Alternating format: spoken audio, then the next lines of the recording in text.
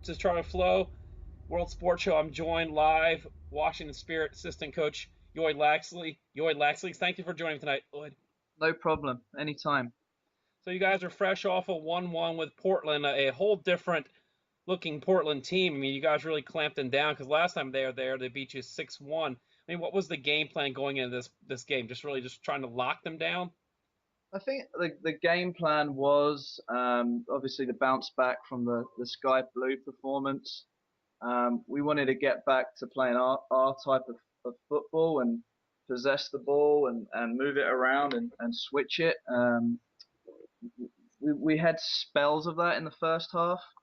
And then just really when we got in at half time, just demanded that more from our players. And I felt like we had a lot more success um, in the second half of controlling the ball.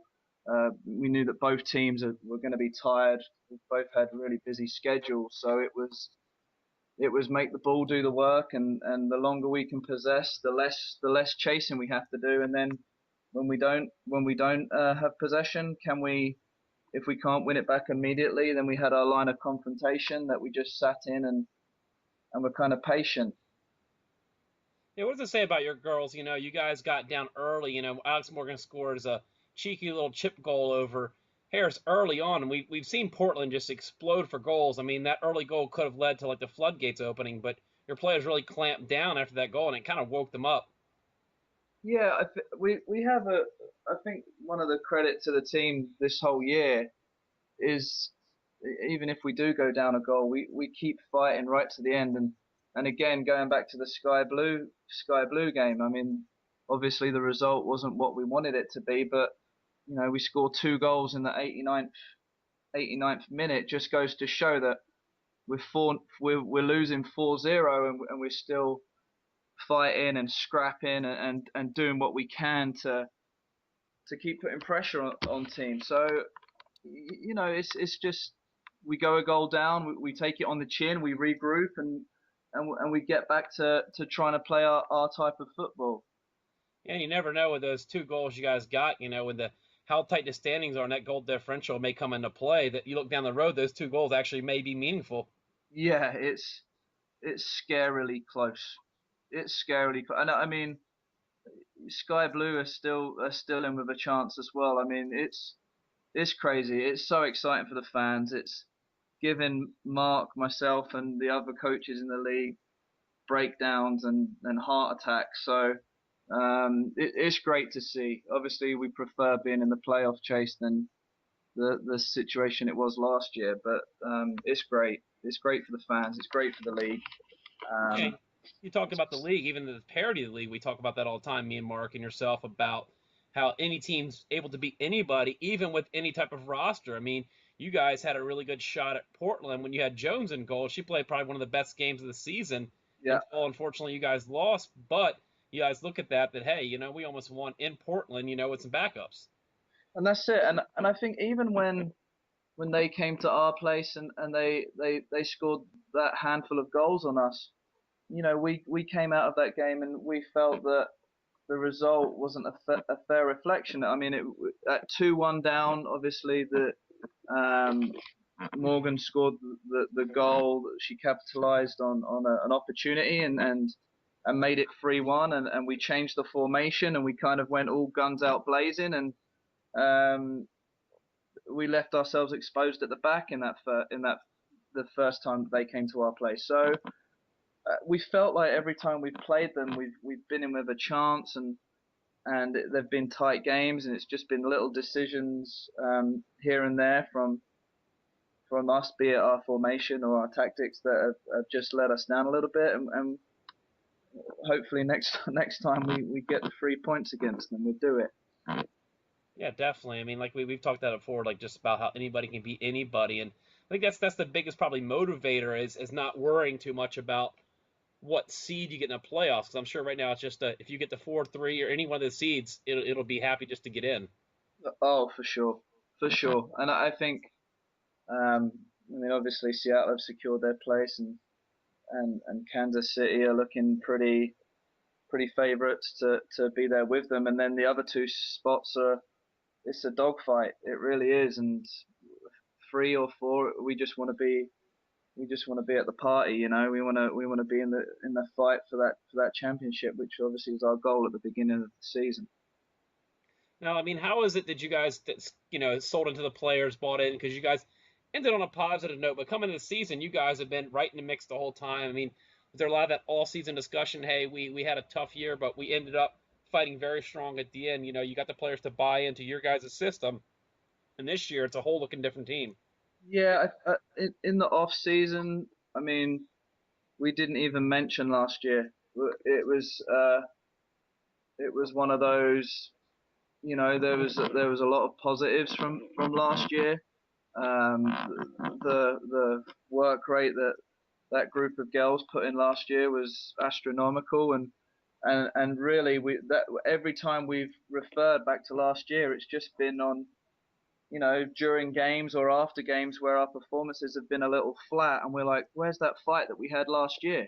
Yeah. And that's really been the only time that we've kind of looked back on last year. Really, it's all about looking forward and getting to that championship. I just wanted to turn a little page on the goalkeeper side of it. I mean, you guys had a tough outing over the weekend where you guys surrendered 4 goals, and then the last time you faced Portland, at home, you gave up 6. I mean, what was that discussion in with Harris coming in this game that you tried to, forget that past and just approach the whole game different? What's some of the psyche you work with her, because giving up 1 goal to Portland is just a victory in itself. Yeah, and straight after the Sky Blue game, I said to Ash, I just said to her, I said, get your head up, and she said, my head's already up. I've looking back at the goals, you wouldn't really pin them on her. Just as a goalkeeper, you get those games sometimes where the opposition is just creating chances and they're taking them. And you know, even though they did score 4 goals, I felt there was periods in the game where Ash made some top level saves to keep us in it, like she does in every game. And the same for Chantel. And obviously Chantel was very disappointed after the Portland game, but she made an unbelievable save in the first half in that Portland game. I think it was 0-0 at the time. Full stretch, tipped it onto the bar, and it's just that's the nature of goalkeeping, you know. Whether you concede 1 goal or you concede 12, um, they've had to get past 11 players to get to you. So, those guys, they know that, and both of them will be the first to hold their hands up if they feel they're at fault for a goal. They're probably their own worst critic. They don't need like me telling them that they should have had that, or they don't need to hear from anyone else because they're the first people to admit to it. Now, how much have you noticed the progression of Jones? Because she went down to Australia last year and she played on a pretty tough team that gave her a lot of action. I guess that's an upside that she did see a lot of action out in Australia. I mean, I'm sure you've seen her just improve her game in the past year. Yeah, and we've had discussions about it.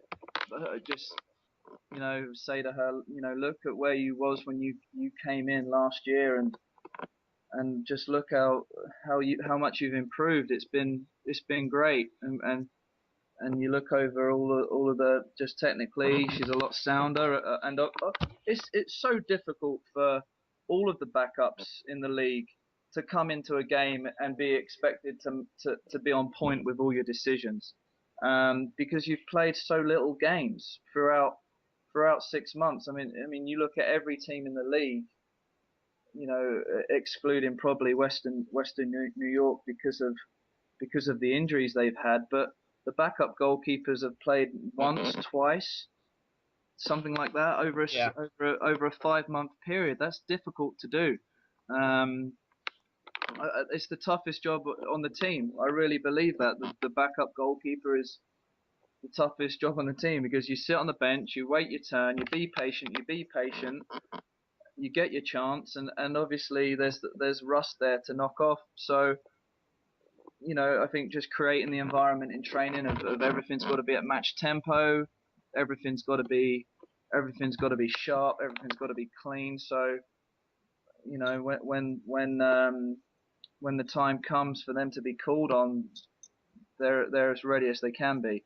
And going back to what you said about Chantel going to play in Australia, I mean, I said to her before she went, it's going to be great. You're going to get loads of action. You're going to have to make tons of decisions.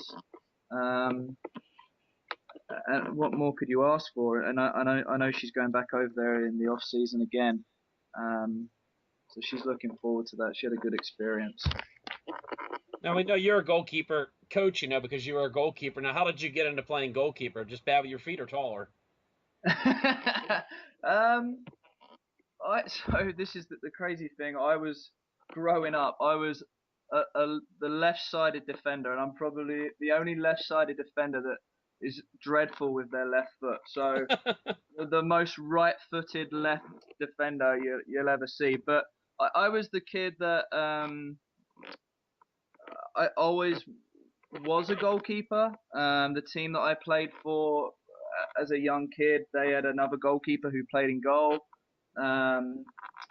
When I moved from that team, I was 16 and I was playing 2 years above the age that I should have been, and it was a fast learning curve for me. Yeah. I was playing against men pretty much at 16, so it was a real fast learning curve, a real test for me, and that's kind of how I got into goalkeeping. Just I always liked being the one to take the glory away from others. Now, what made you make the decision to make a move over here? You played your ball over there younger, and then you made a move over here to the United States. Yeah, I was. So I'm from a part of England called Essex originally. It's just outside of London. Was kind of fed up with the way things were going for me back there. So just got on my computer one day and blitzed out emails all across the world, really. Australia. There were some places in Africa that I reached out to, and Asia, and obviously America. And I ended up getting in contact with Paul Ellis, who runs a company in Virginia called Soccer Academy.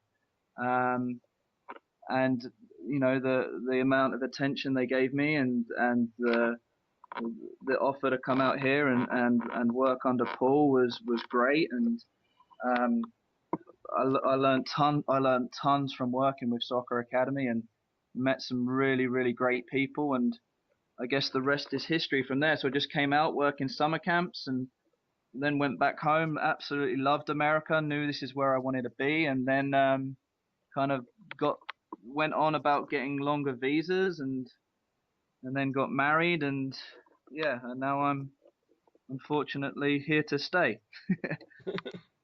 Well, I want to thank you for your time, Lloyd. Appreciate everything, and definitely love picking your mind. And we'll break down more of some goalkeeper tips and pointers. We'll do another session about, young goalkeepers out there, that are getting into that thrown into the fire type of thing. So, but I Sure. appreciate your time, Lloyd. Anytime, Charlie. Anytime.